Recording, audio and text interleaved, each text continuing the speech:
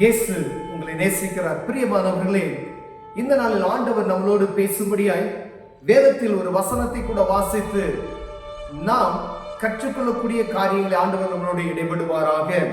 கர்த்தருடைய பிள்ளைகளாய் இருக்கிற நாம் ஆண்டவருடைய வார்த்தைக்கு செவி கொடுத்து வேதத்தின் பிரகாரமாய் நடக்கிறோமா என்பதை பார்க்கும்படியாய் 2 சாமுவேலின் புஸ்தகம் 24வது அதிகாரம் 17வது வசனத்தை வாசிப்பு. அது எப்படியாக சொல்லுகிறது: ஜனத்தை விவாதிக்கிற தூதனை தாவீது கண்டபோது அவன் கர்த்தரை நோக்கி, இதோ நான் தான் பாவம் செய்தேன், நான் தான் அக்கிரமம் பண்ணினேன், இந்த ஆடுகள் என்ன செய்தது? உம்முடைய கை எனக்கும் என் தகப்பன் வீட்டுக்கும் விரோதமாய் இருப்பதாக என்று விண்ணப்பம் பண்ணினார். பிரியமானவர்களே, தாவீது ராஜா இஸ்ரவேலுடைய ராஜாவாய் இருக்கிறார். அவர் ஒரு சிறிய தவறை செய்கிறதை நாம் இந்த அதிகாரத்தில் நாம் முன்பகுதியில் வாசித்தோம். ஆனால் ஜனங்களை அவர் தொகையெடுக்க சொல்கிற ஒரு காரியம், ஆண்டவர் வழிநடத்தி வந்த அந்த அற்புதமான காரியங்களை மறந்து அவர் மாம்சத்தின் ரீதியாக ஜனங்களுடைய தொகையை கணக்கெடுக்க சொல்லுகிறார்.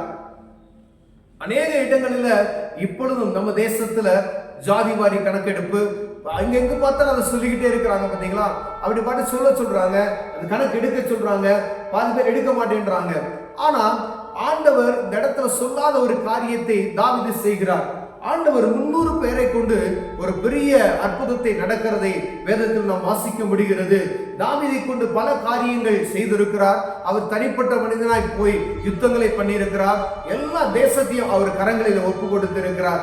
அப்படி இருக்கும் பொழுது ஆண்டவர் தாவீது தன் யோவாபை நோக்கி, என் தேசத்தில் இருக்கக்கூடிய எல்லா ஜனங்களையும் நான் கணக்கெடுக்கிறேன், யுத்த வீரர்களை நான் கணக்கெடுக்கும்படி சொல்லுகிற அந்த வார்த்தை யோவாப் சொல்லுகிறார். வேணா, இது எதுக்கு? ஆண்டவர் கர்த்தர் அருமையா உங்களை வழிநடத்தி வருகிறாரே, இது தேவையா என்று யோவாப் படைத்தளபதி சொல்லுகிறதை பார்க்க பிரதானிகள் சொல்லுகிறார்கள்.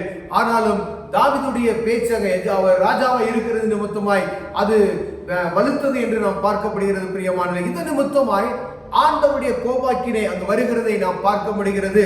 தாவீது காலமே எழுந்திருந்த போது தாவீது ஞான திருஷ்டிக்காரனான காத் எனும் தீர்க்கதரிசிக்கு கர்த்தருடைய வார்த்தை உண்டாகி சொன்னது, நீ தாவீதிடத்தில் போய் 3 காரியங்கள் உனக்கு முன்பாக வைக்கிறேன், அவையில் ஒரு காரியத்தை நீ தெரிந்து கொள், அதை நான் உனக்கு செய்வேன் என்று கர்த்தர் உரைக்கிறார்.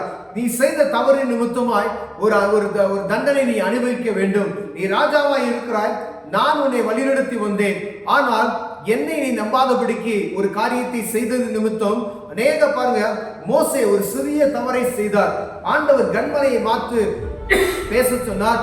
ஆனால் அவர் கன்மலையை தன் கோலினால் அடித்தது நிமித்தமாய் என் பேச்சுக்கு நீ செவி கொடுக்காமல் போனதனால் கானான் தேசத்துக்குள்ளே பிரவேசிக்க மாட்டாய் என்று ஆண்டவர் மோசையோடு சொன்னதை நாம் பார்க்க முடியாது. பிரியமானவர்களே, இங்கு தாவீது செய்தது நிமித்தமாய் ஒரு தண்டனையை அனுபவிக்க சொல்லுகிறார். 3 காரியங்களை சொல்லுகிறார். இந்த 3 காரியம், உன்னை எதிரி உனக்கு 3 மாதம் உன்னை துரத்த வேண்டுமா, இல்ல கொள்ளை நோய் வர வேண்டுமா, இல்ல 3 வருஷம் 7 வருஷம் பஞ்சம் உனக்கு உண்டாக வேண்டுமா அப்படின்னு சொல்லுகிறார். பாருங்க, இந்த 3 காரியத்தை தீர்க்கதரிசி ஆண்டவர் உரைக்கிற வார்த்தையை கேளுங்க. நான் ஆண்டவர்கிட்ட போய் நான் என்ன சொல்லணும்னு சொல்லி தீர்க்கதரிசி கேட்ட பொழுது பாருங்க, அவர் ஞானமான ஒரு காரியத்தை செய்கிறார். மனிதன் கைகளை விழுவதை பார்க்கலும் கர்த்தரின் கைகள் எனக்கு ரொம்ப கிருபையா இருக்கும் என்று சொல்லி நான் அவர் சமூகத்தில் இதை விட்டுறேன் அப்படின்னு சொன்னதுமே நடந்து கொள்ளை நோய் வருகிறது. அந்த கொள்ளை நோய் நடந்து ஏறக்குறைய 34,000 பேர்கிட்ட அதுல மரித்து போகிற ஒரு காரியத்தை நாம் பார்க்கிறோம். மேல பாத்தீங்கன்னா 7 வருஷம் பஞ்சம் மறு தாவீது கர்த்தரை நோக்கி கொடிய இடுக்கணில் சிக்கிக் கொண்டேன் சொல்லி அது அநேகம் பேர் மரித்து போகிறார்கள். பிரியமானவர்களே, அப்பொழுது தாவீது என்ன செய்றார் பாருங்க, உடனே தேவ சமூகத்துக்கு போறார். தூதரை கண்களால் பார்க்கிறார்.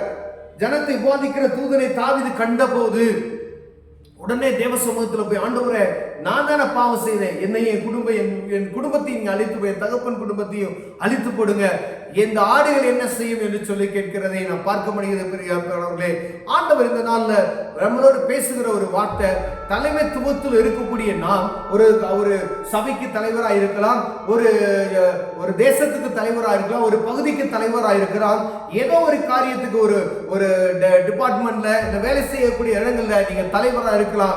ஏதோ ஒரு தவறு நடக்கிறது, அந்த தவறை தாங்கள் ஒத்துக்கொள்ளும்படியாய் தாங்கள் அதை தங்கள் நிமித்தம் வரக்கூடிய அந்த காரியத்தை ஒத்துக்கொண்டு கர்த்தர் கர்த்தர் நிமித்தமா வரக்கூடிய ஆபத்துகளுக்கு, அது நிமித்தமா வரக்கூடிய தண்டனைகளுக்கு தப்பித்துக் கொள்ளும்படியாய் மற்றவர்களை நாம் குறை சொல்லிக் கொண்டு இருக்கிறோமா? இல்ல ஆண்டவர் சமூகத்தில் போய், ஆண்டவரே இந்த காரியம் என்னால தான் வந்தது, என்னை தண்டிங்க அப்படின்னு சொல்லுவதற்கு இந்த நாட்கள் எத்தனை பேருக்கு தைரியம் இருக்கிறது என்று சொல்ல முடியாது பிரியமானவர்களே. ஏன்னா எல்லாரும் என்ன செய்வாங்க, இந்த நாள்ல இருக்கக்கூடிய ராஜாக்கள் எல்லாம் என்ன செய்யறாங்க, அவர்களுக்கு ஆட்களை வைத்துக் கொண்டு இருக்கிறார்களே தவிர ஒரு காரியத்தை செய்யணும்னா அவங்க தான் செய்யறாங்க, அவர் தண்டனை அனுப்பிக்கிறார், அவங்க தான் அனுப்பிக்கிறார். அப்படிப்பட்ட காரியம் நம் கண்களால் பார்த்து கொண்டு இருக்கிறோம்.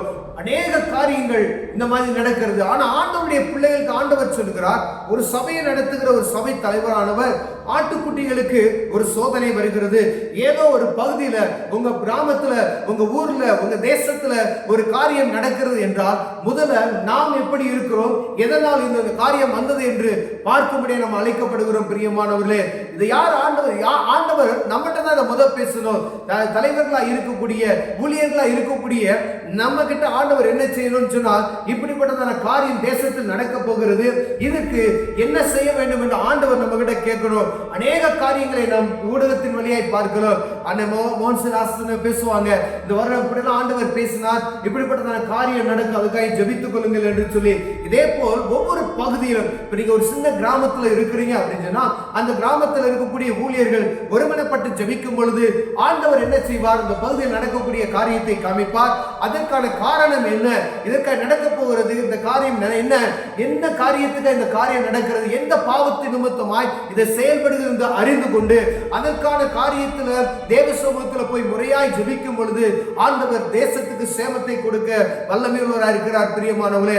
ஒருவேளை நம்ம கர்த்தருடைய பிள்ளைகளாய் இருக்கிறோம், ஒரு அறியாத ஜனங்கள் நம்ம நிமித்தமே பாதிக்கப்படாதபடிக்கு அவர்களுக்கு தெரியாது, நமக்கு தெரியும். அந்த பகுதியில் ஒரு காரியம் நடக்குது, ஒரு நிலச்சரிவு வருது, ஒரு ஜனங்கள் அநேக பேர் ஒரு கொள்ளை நோயில பாதிக்கப்படுகிறாங்க, ஏதோ ஒரு காரியம் அந்த பகுதியில இயற்கையின் நிமித்தமாய் வரக்கூடிய காரியம் கர்த்தர் அனுமதிக்கிறார் என்றால் அதற்காக ஒரு காரியம் முன்னாடி நடந்திருக்கும் என்பதை நாம் உணர்ந்து கொள்ளும். இந்த இடத்துல ஒரு இயற்கை பேர், ஒரு கொள்ளை நோய் உண்டாகிறது, அதற்கு காரணம் பாருங்க, தாவீது ஆட்களை கணக்கெடுத்து நிமித்தமாய் இந்த இடத்துல உருவாகிறது.